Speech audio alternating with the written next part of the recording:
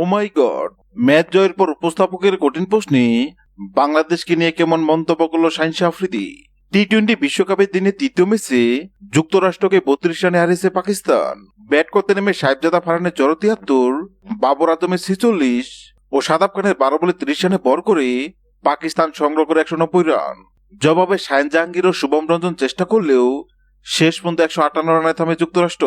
ফলে টানা দ্বিতীয় জয় পায় পাকিস্তান।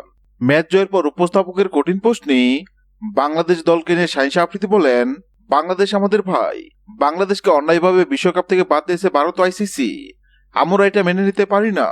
15 ফেব্রুয়ারি ভারতের বিপক্ষে আমরা ম্যাচ জিততে চাই এবং সেই জয়টি বাংলাদেশকে উৎসর্গ করতে চাই।